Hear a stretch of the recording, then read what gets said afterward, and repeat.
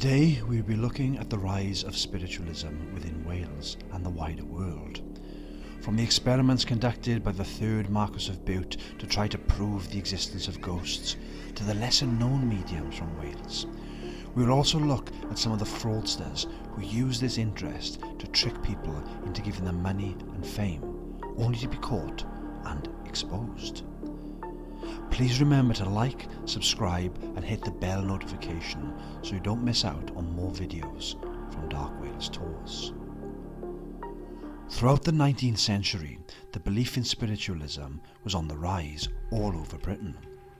This was partly due to the devastating number of deaths during the Crimean War, which had been one of the worst wars in living memory at the time.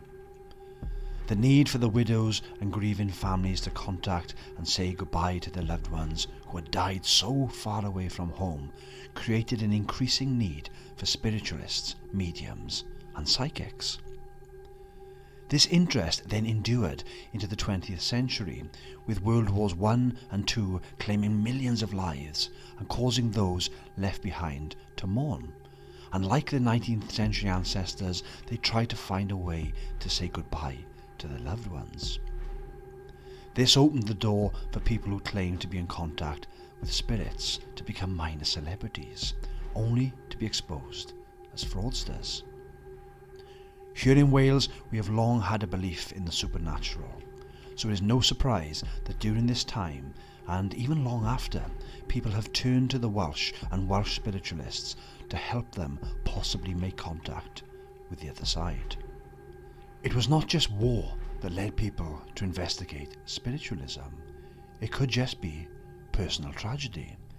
This was the case with John Patrick Crichton Stewart, the third Marquess of Bute. He was born in 1847 to the second Marquess of Bute and his second wife, Lady Sophia. By the time he was born, his family was so wealthy he was described as the richest baby in the British Empire. However, when he was just 6 months old, his father collapsed and died quite dramatically in Cardiff Castle. When he was 12 years old, his mother also died.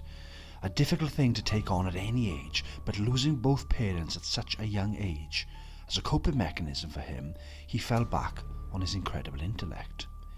He could speak 10 languages fluently and had a working knowledge of about 20 more.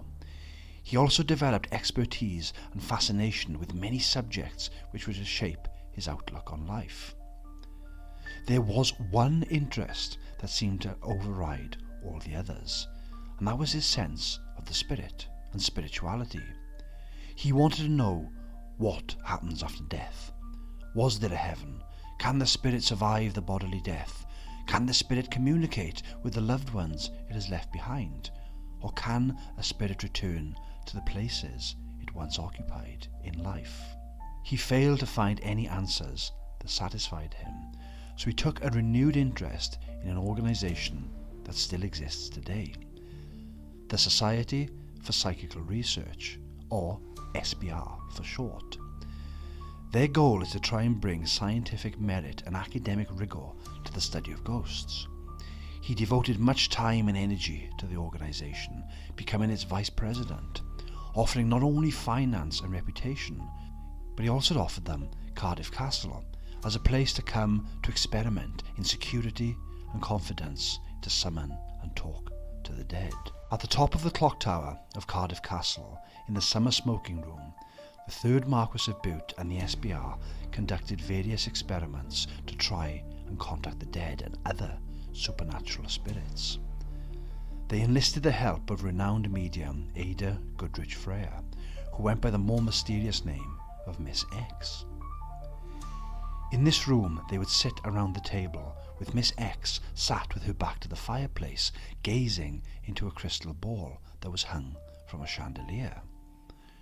She would slow her breathing and go into a trance-like state. She would stare into the crystal, calling out what she saw: shapes, words, faces and figures. According to the accounts, these would then shift from the crystal into the room, where they would interact with the rest of those gathered. There are reports of people being poked, pulled, and the feeling of a pair of hands on their shoulders, holding them in their chairs, preventing them from leaving. According to the SBR, these experiments were a huge success. They firmly believed they contacted and summoned spirits. However, over the years since then, there have been reports of strange and often terrifying experiences all over the castle. Did they manage to summon the spirits of the dead? Did they draw more spirits in? Did they forget to let them go and have kept them within the castle, getting angrier and angrier? While we have been inside the castle on our ghost tours, we had so many people experience some very strange and sometimes terrifying things, some of which did indeed occur in the summer smoking room. There were consistent sightings of a figure of a man watching us from the balcony. Was this the third Marquess of Bute, amused by the fact that all these years later there are still people going into the same room as he did to talk about and discuss the possibility of ghosts? As previously mentioned, however, it wasn't just small groups of people in a private setting trying to contact the dead and experiment with spiritualism. Some of the most famous spiritualists of the day were able to draw huge crowds in big venues in order to show off their supposed gifts and talents. However, as the 20th century dawned and technology improved, some of these so-called spiritualists were found to have been faking their talents. One famous example of this was the case of Welsh medium Colin Evans. Colin Evans was a spiritualist in the 1930s who had ability to draw huge crowds to his séances to witness his supernatural ability, which he claimed he had gained through his power to communicate with spirits. Evans claimed to even be able to levitate. During one of these first séances held at Wortley Hall in London, Evans took a flash-illuminated picture of himself allegedly levitating, claiming that the spirits in the hall had lifted him out of the chair that he had been standing on. The audience were adamant they had just witnessed a real supernatural event, as they said that he could be seen levitating. Many people who had been sceptical of Evans before this had become believers. They could not figure out how it was possible to show a photograph of Evans in the air other than the spirits around him had indeed made him levitate. Colin Evans was photographed seemingly levitated on several occasions over the years. All of these photographs show him mid-air from his chair as the onlookers either shield their eyes from the bright flash of the camera or look on in amazement as the impossible appears to be possible. However, not everyone was convinced that these photographs showed something supernatural, and Evans began to catch the attention of hardened skeptics. They were quick to notice that in all the photos of Evans seemingly levitating, he was holding a cord that ran out of his left hand. This turned out to be connected to a camera with a very powerful flash that Evans was controlling. The flash was designed to cover up the secret of this so-called ability. The key detail in these photographs that proved he was indeed faking it was the fact that in every one his feet appear to be blurred.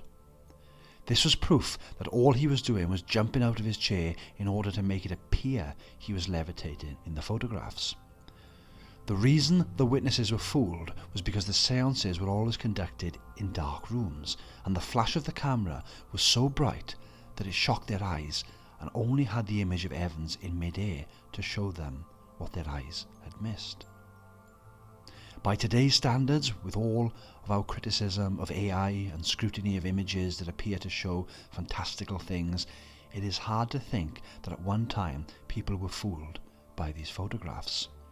Though there have been many photographs taken over the years that claim to show people levitating.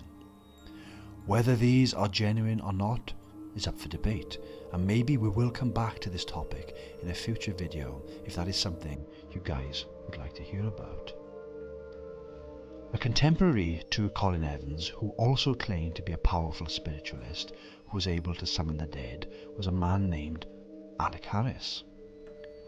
Born in Treherbert, Alec Harris was introduced to spiritualism in the 1930s. Though he was initially skeptical, about spiritualism, he attended a few séances with the medium Helen Duncan, a Scottish medium who claimed to be able to summon ectoplasm, who Alec became convinced was genuine.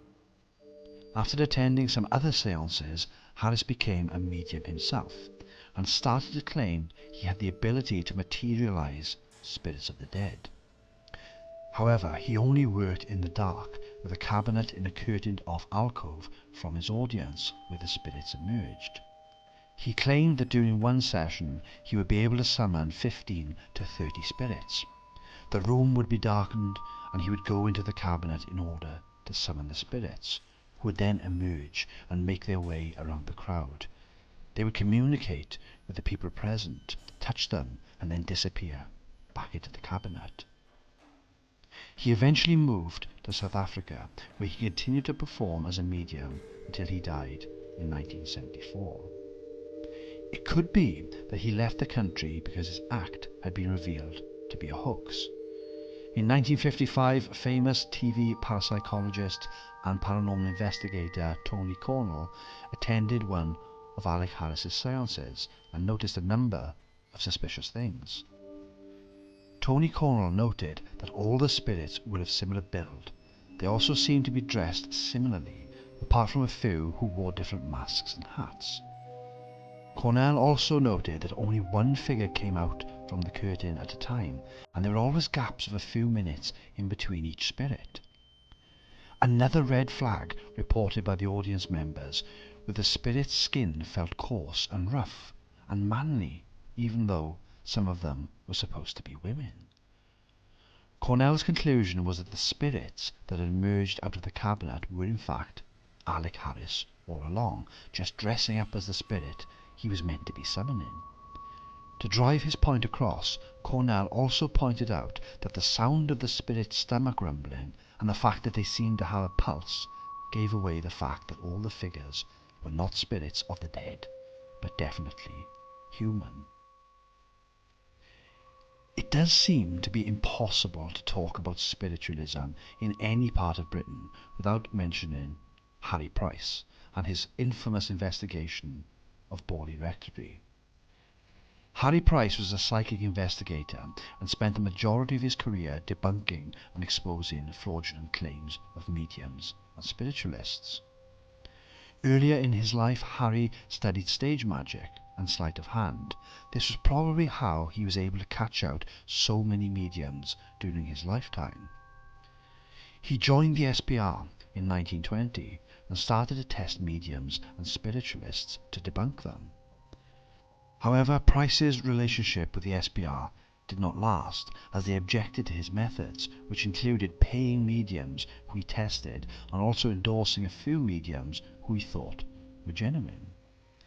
This then led Price to form his own organisation, the National Laboratory of Psychical Research, as a rival to the SPR. This feud could also explain some of the claims that have been made about Harry Price and his investigation into Borley Rectory. Known as the most haunted house in England, Borley Rectory was built in 1862 to house the rector of the parish of Borley and his family. This Gothic-style house replaced an earlier house on the site that had been destroyed by fire in 1841. The new rectory was then enlarged to accommodate the family of the Reverend Henry Bull, who would go on to have 14 children. These children spent their time at the rectory telling each other stories about the area and in particular the history of the house, or rather the land on which the house was now built upon. One legend that probably has its origins with these children is the now famous tale of the nun of Borley Rectory. The story goes that a monk living at a monastery that was apparently built in the area fell in love with the nun. When their affair became public knowledge, they were both punished for breaking their vows of chastity. The monk was executed and the nun was bricked up alive within the convent walls. Now, this story has no historical basis and was thoroughly debunked in the 1930s. However, that did not stop reports of sightings of a ghostly nun roaming around Borley Rectory. Another layer was added to the legend after the Bull family left in 1927, and the house was purchased by Reverend Guy Smith and his wife. The story goes that one day when Smith's wife was cleaning out a cupboard, she apparently found a bag with a human skull in it, supposedly the head of the nun. After the Smiths continued to experience a plethora of different things, including hearing footsteps coming from empty parts of the house, seeing things fly across the room, and of course seeing the so-called nun around the property, they decided to get into contact with the SPR via the Daily Mirror newspaper. The newspaper sent a reporter to the rectory to see what was going on, and they also got in contact and sent over Harry Price to investigate the strange experiences. Now, we could have an entire video and more based just on Borley Rectory and Harry Price. However, for this video, all I will say is Harry Price came away from Borley Rectory saying the house was definitely haunted. Over the years, however, many people have become very sceptical about Price's claims, some going so far as to accuse the SPR of staging the whole thing in order to discredit Price, others saying that Price staged it himself in order to sell books and gain more fame than he already had. Whatever the truth, Harry Price and Borley Rectory are synonymous with spiritualism and the interest in ghosts in Britain, and also the link between the scientific world and the supernatural world. Spiritualism has always been a big part of Welsh culture, as we have held on to our old beliefs and customs throughout the centuries. Whether or not you believe that individuals have the power to contact the dead, or that ghosts can indeed break through the barrier between worlds and influence objects or people, there can be no doubt that the current interest in paranormal investigations, highlighted by the numerous TV shows that have been made on the topic, have their roots in our 19th century ancestors. It was their interest in spiritualism that has been passed down through the years. If you have your own story to share, particularly any stories from Wales, then please comment below. Or if you'd rather your story be left anonymous, then please email us on darkwales@hotmail.com.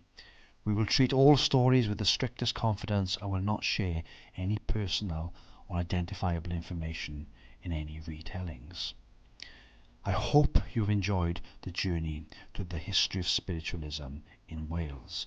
This is just the tip of the iceberg, of course, and we may very well return to this topic in the future and share some more stories of famous Welsh spiritualists down the line. To keep updated on all our videos, please subscribe to the channel. Please remember to like this video and of course share it with all your friends and family who have an interest in the paranormal, or of course Welsh history, myths and legends in general. Please check out some of our other videos listed here as well, and as always, thank you so very much for watching. Until next time, be careful out there.